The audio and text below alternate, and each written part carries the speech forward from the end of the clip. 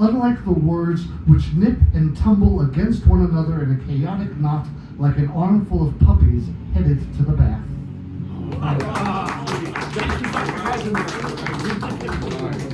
I think that's a good joke, but I'm not certain. All right, anyway. God, I'm an asshole. I'll tell you, it's good Heisenberg jokes, actually. But, I got a great one later. Is it when they pulled over for speeding? You know that one? Rene Descartes is in a bar. Yeah. And the bartender says, another drink, Monsieur Descartes? And Descartes says, I think not. And he disappears. It's all yours, folks. I didn't write it. Heisenberg is driving down the road and he gets pulled over by a policeman. And he says, the policeman says, do you know how fast you're going? He says, no, but I know exactly where I was. Or Schrodinger gets pulled over by a cop and the cop says, let me check your trunk. And he pops up the trunk and goes, did you know you have a dead cat in here? And Schrodinger goes, I do now. I have a lot of stupid physics jokes, but I'll stop now because I could go on. Pete Solomita is a really nice guy. He hosts a really good podcast that some of you have been on, some of you will be on. Eventually, everybody will be on it. But he was such a generous host when he interviewed me there, and it was a really lovely afternoon. And he's a musician, he's a poet, he's a decent human being. So give it up, Pete Solomita. Fred Argenziano. Argenziano, like silver. Yes, exactly. Okay. Good luck. The silver Fred. All right.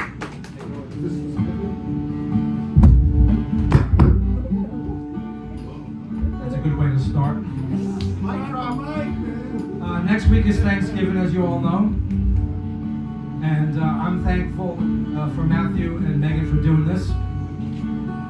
I'm thankful for all my fellow poets and sharing their art and creativity. I'm thankful for my friend Mary for coming. And I'm thankful for my partner in crime, Fred Argenziano, on guitar.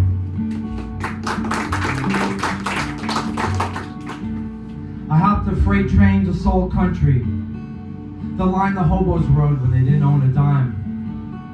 It was just like I thought it would be, prettier than the one in song I heard on transistor radios, walking down city streets, dreaming of the place where it all came from.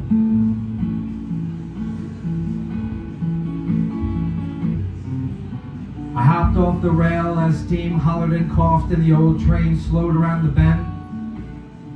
The grass was tall and blue-green and the sunshine hotter than hot, illuminating white clouds dancing over fields of crops. There was little of anything else in sight.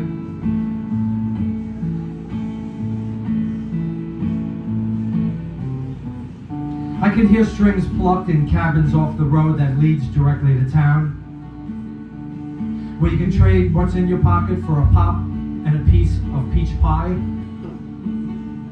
And singers belt out their hearts with everything they got in the only tavern you'll find for miles.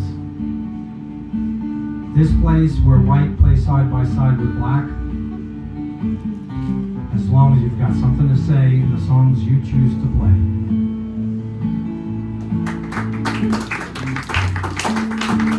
It ain't called country, nor the blues. It's just tradition passed down from legends and anyone who would take the time to learn. It's generations of broken backs and calloused hands, but also the love of simpler things in life that would have to sustain the country in your soul.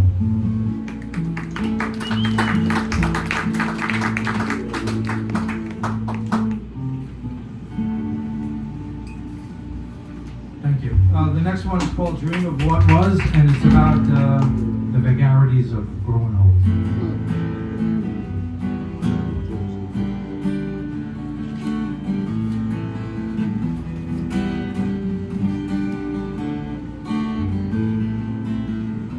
I don't always play the notes clean anymore.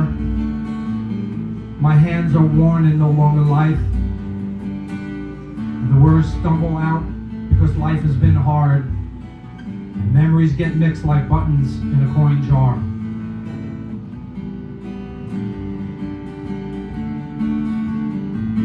Friends have come and gone, many have died. I sing about them all without really trying, on old creaky stages that are soon to be torn down.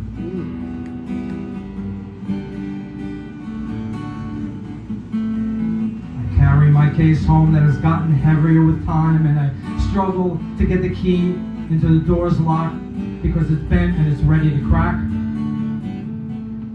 The door opens into the dark and lonely boarding house room, made more so now that you're not here.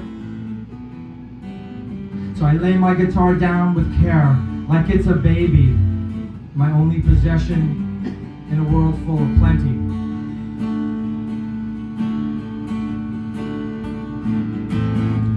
I turn on the lamp with its bulb that flickers, and I look around at my bare and stark surroundings.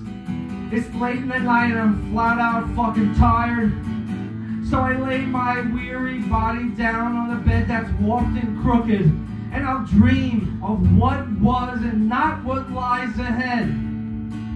Because this time it just seems like a better way to go in my life.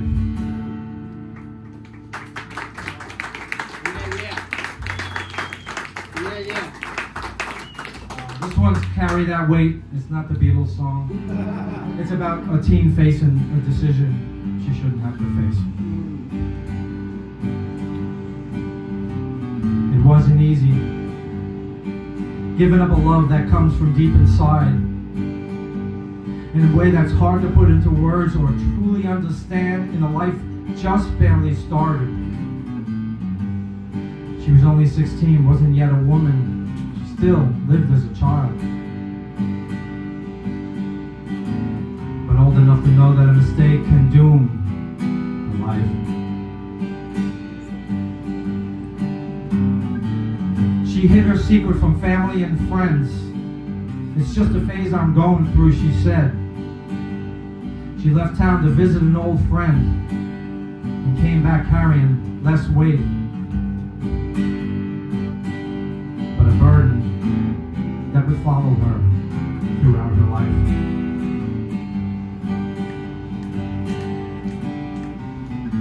Time passed like molasses poured from a jar. She'd see his face in reflections in photographs partially torn.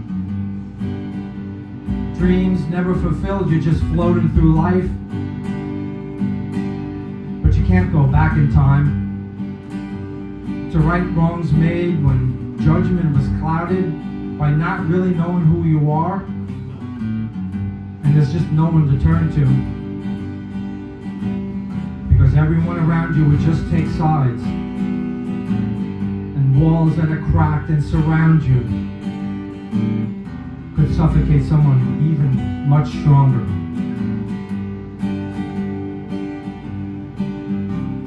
Cross to bear for someone who wasn't fully aware that spiritual guidance isn't bought or sold at a roadside stand on the outskirts of town. And strength is only found by getting knocked around until you can finally protect yourself from blows both real and imagined.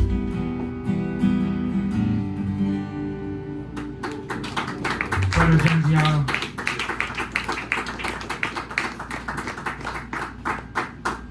I'm missing rhythm for this. You have it?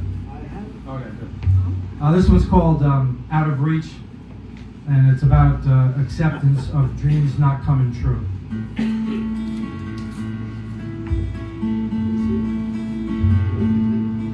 It wasn't how she dreamt it would be since she was just 5. There were no doves released, nor a prince by her side. Being glamorous was not in the cards for this bargain basement bride. Cheap stained tablecloths and chairs covered to hide chips in the varnish, and flowers almost ready to die. Cake made by Costco, a string quartet that got paid by the hour without really caring much about practice. Life doesn't always turn out like the dreams of a child. You either make the best of it or you just give up trying.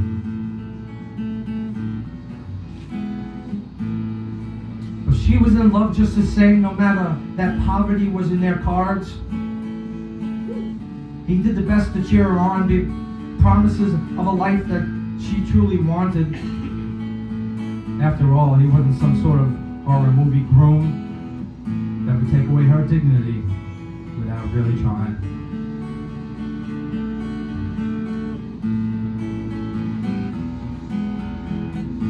No, he loved her as much as he could, even if he didn't measure up to the bar set in a way he never really understood.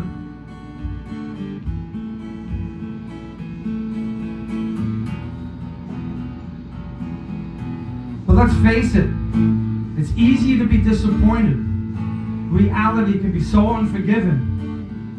To those who grasp for things completely out of reach on their side of the tracks.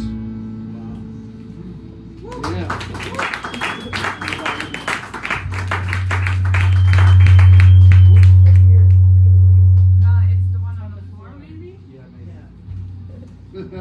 That was cool. Starting with the mic drop. The downside of the mic drop.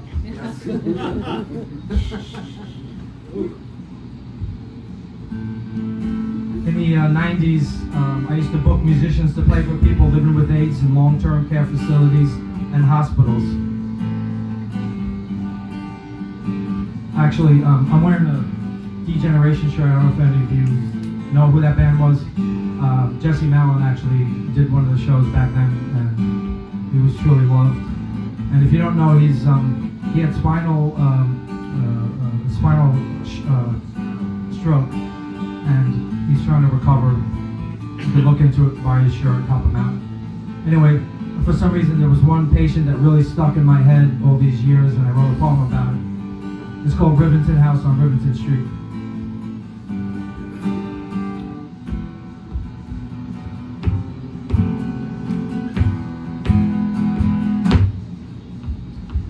With his gloved hand, he smacked the plate-sized button, and the door of the automatically opened, and he wheeled himself out and up the block to the park.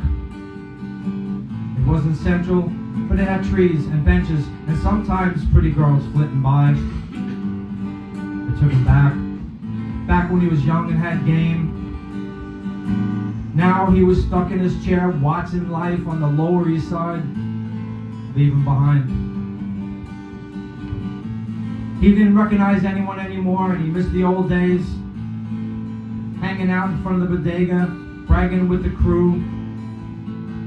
They are long gone, and Jimmy's Corner Deli is now a fancy boutique.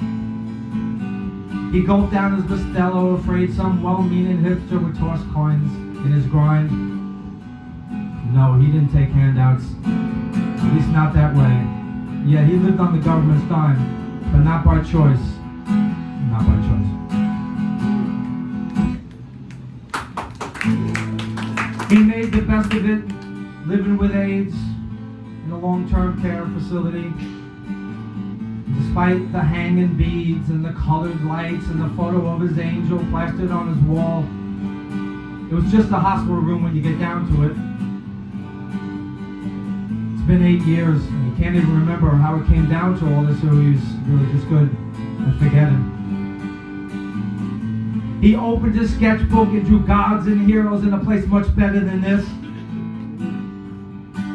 Time was suspended as images filled the clouds and the pencil moved across the page. It was getting late. It was time to go back and wait in his room for the squeaky wheels of the cart to come down the hall and be served a plate of humility pills and a cup of juice to wash it down,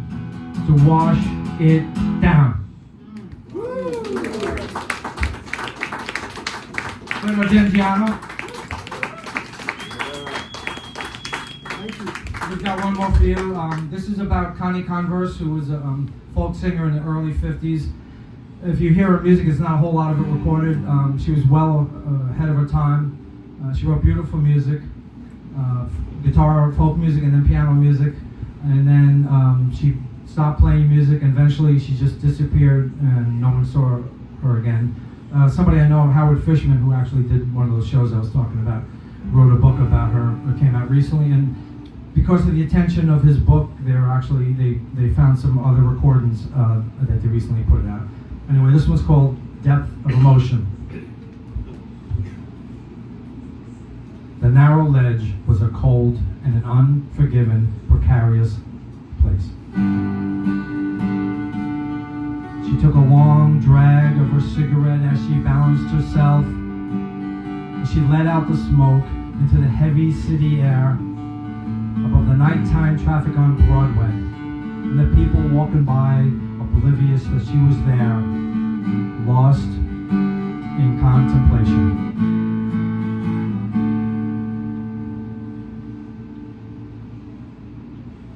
She had removed herself outside of company, separate in her trance as the waning hours of the night drifted, and the clouds shielded the light from the moon, casting no shadows nor illumination on her lonely state, and it stirred her inner thoughts that hardly ever rested.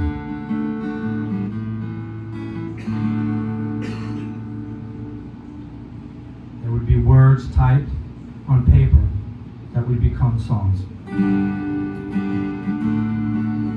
But for now, she was just outside, looking into a room of friends with whom she didn't feel she belonged. There really wasn't that kind of place for this poet, whose depth of emotion and intellect were so evident and so very, very strong.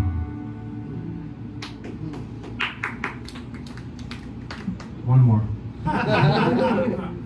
It always fakes people out, that one. Where did you go? To songstress?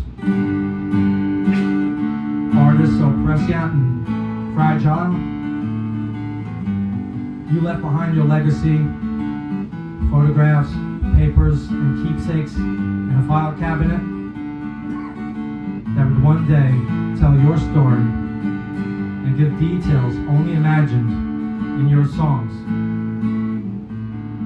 that will live on forevermore. Thank you. Good night. Thank you, Matthew and Meghan. For Argenziano, I'm Pete Solomita. You're all great. I love you. Turn up, everybody. Come on.